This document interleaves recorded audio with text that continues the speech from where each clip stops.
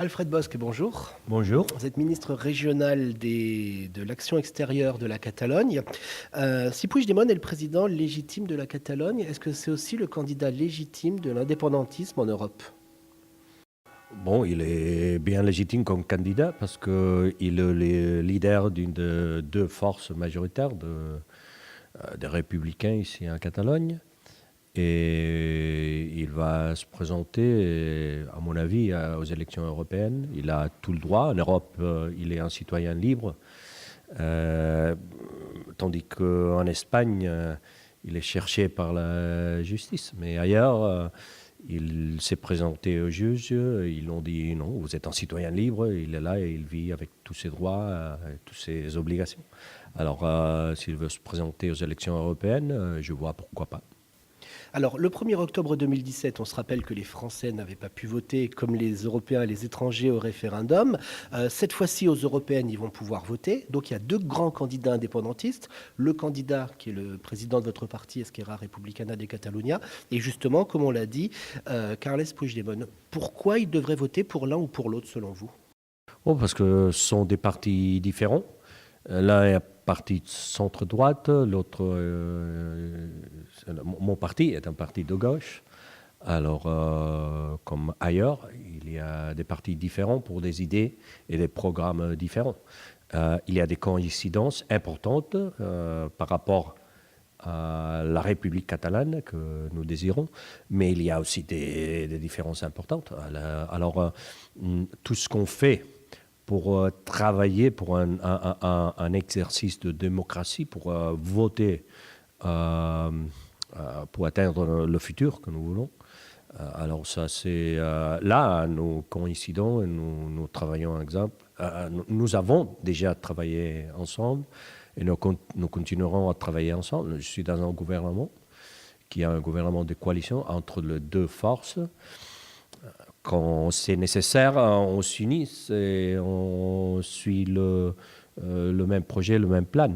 Mais il y a des autres sujets, des questions sociales, il y a des questions par rapport par exemple, aux politiques économiques qui sont bien différentes. Là, on doit négocier parce que nous avons des projets différents.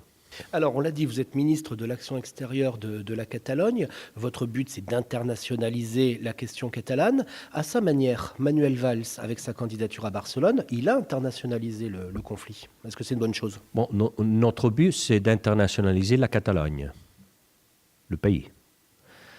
Alors, nous devons, c'est notre obligation, mettre notre pays dans le monde, dans un monde global comme celui-ci que nous avons. C'est un besoin. Il faut internationaliser le tourisme.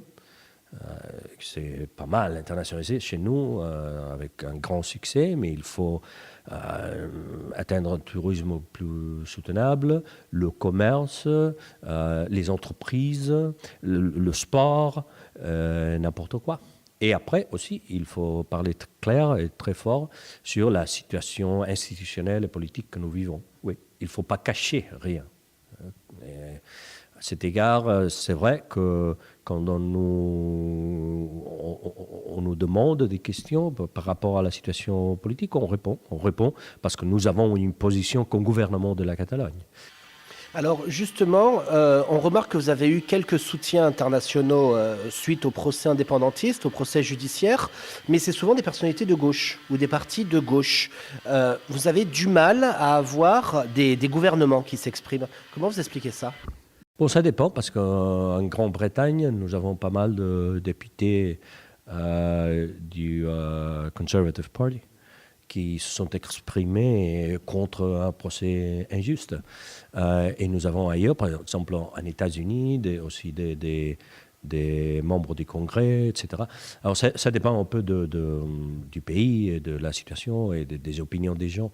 Mais quand je suis allé en France, j'ai parlé en dînant, nous avons parlé avec des députés de l'Assemblée. Il y avait des représentants de presque tous les partis, à l'exception du Front National, qui étaient là, en écoutant, en disant non, vous avez raison. Et en privé, on a pas mal d'expressions, de soutien ou de compréhension par rapport à notre position. Mais c'est vrai que les partis de gauche sont des partis qui veulent changer les choses.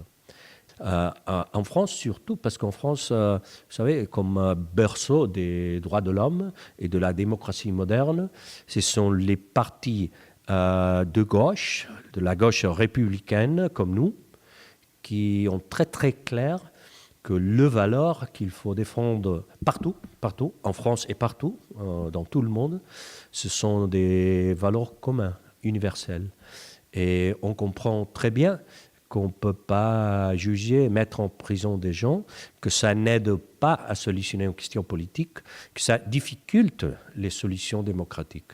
Là, je crois que peut-être c'est vrai qu'en France, les partis de gauche sont plus sensibles à notre vue, que les choses doivent changer, qu'on ne peut pas rester comme ça avec un État toujours très immobile, toujours avec des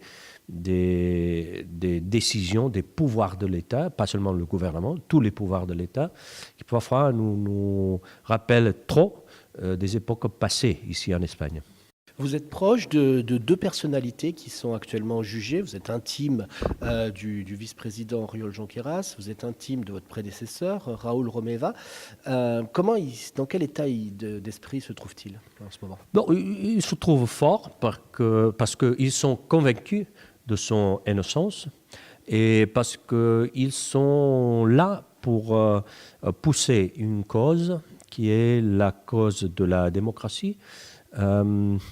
Il faut faire attention au fait qu'ils ont convoqué un référendum pour voter sur l'indépendance, pas pour voter uniquement ou seulement oui à l'indépendance. C'est évident que les gens pouvaient voter non. Ce n'est pas qu'ils sont là jugés pour l'indépendance. D'ailleurs, ça serait impossible, parce qu'on ne peut pas juger les idées politiques. Ce n'est pas possible. Ils sont là pour un fait qui est l'organisation d'un vote, qui est aussi très, très bizarre dans le siècle XXI en Europe occidentale. Mais ils sont là pour défendre, pour pousser ces convictions démocratiques.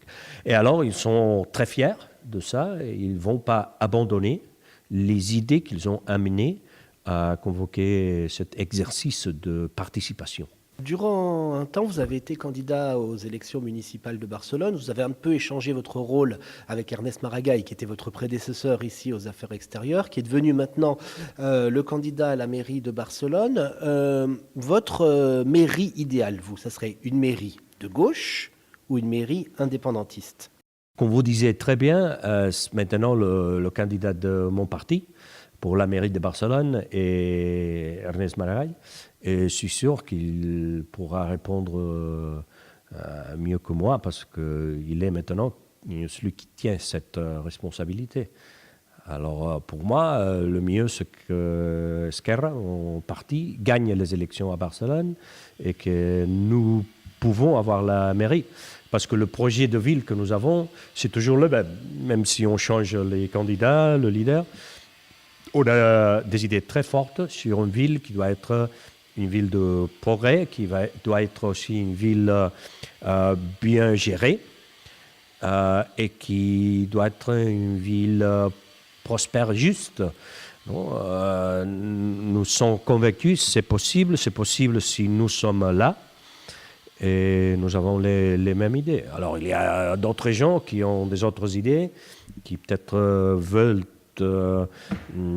accéder à la mairie de Barcelone pour châtier l'indépendantisme, je ne sais pas quoi, mais nous voulons châtier personne, nous voulons bénéficier et travailler pour la ville de Barcelone, qui est une ville magnifique d'ailleurs. Alors justement, est-ce qu'on parlerait plus de Barcelone dans le monde entier si c'était Manuel Valls qui en devenait le maire? Bon, je ne sais pas, vous êtes dans une radio langue française, vous avez connaissance de ce qu'on pense au moins dans le monde francophone. Disez-moi si vous croyez que c'est comme ça. Moi, je ne vois pas pourquoi. Ce que je crois, c'est qu'on parle bien de Barcelone et qu'on parle beaucoup de Barcelone, qu'on travaille bien ici.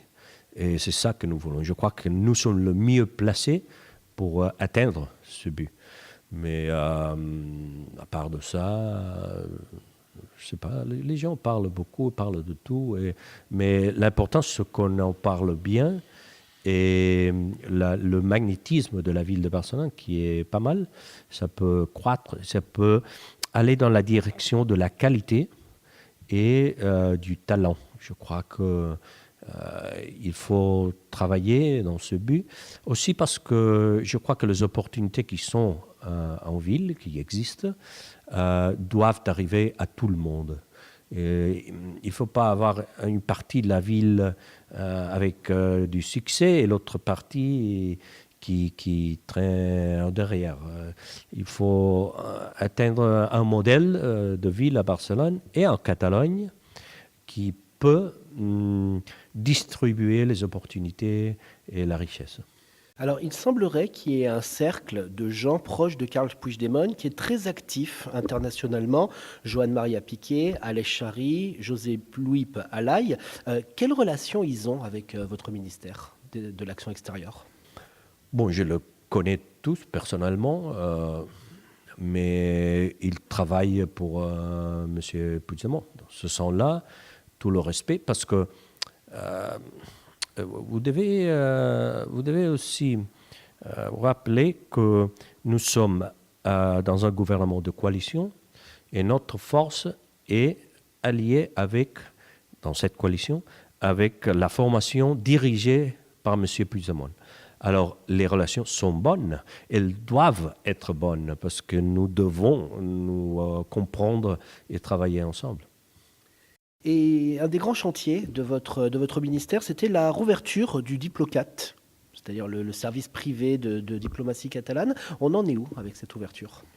Bon, on a déjà reconstitué l'organisme, aussi en célébrant le premier conseil d'administration. C'est un conseil d'administration pour savoir aussi ce que ça signifie, le Diplocat, où sont présents des mairies, par exemple la mairie de Barcelone, à côté du gouvernement, qui a un rôle, si vous voulez, plus de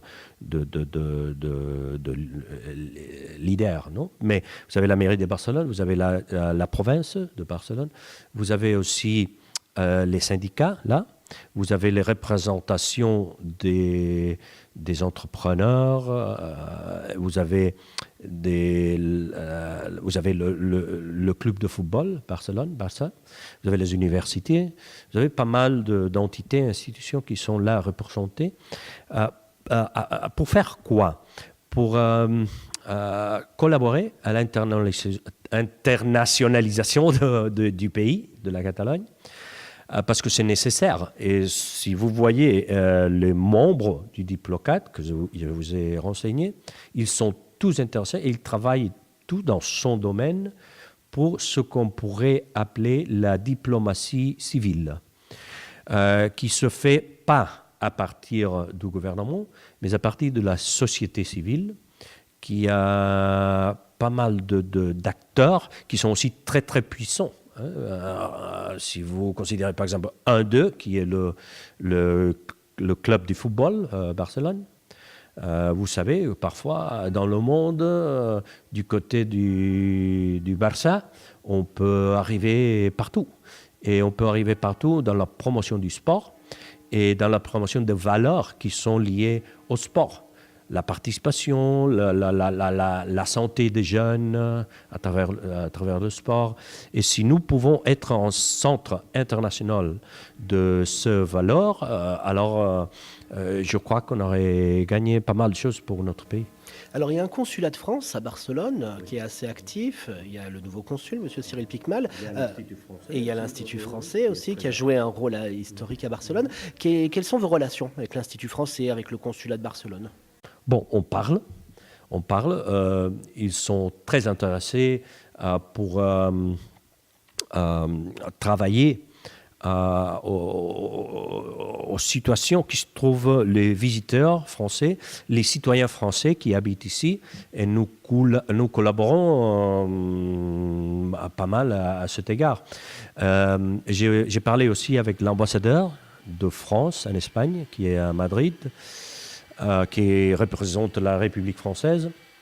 Et là, avec l'ambassadeur, nous avons parlé d'économie, nous avons parlé de culture, nous avons parlé de projets transfrontaliers. Par exemple, ce serait nécessaire d'achever le petit morceau de TGV qui est déjà sans achever, qui pourrait relier à grande vitesse Barcelone et Paris, ou Lyon, ou Marseille. Et aussi du projet qui devrait avancer pour un jour avoir des liens de grande vitesse avec des villes comme Toulouse, Bordeaux, même Carcassonne, qui sont là, qui ont des accès difficiles à partir de Barcelone et vice-versa, et d'autres choses.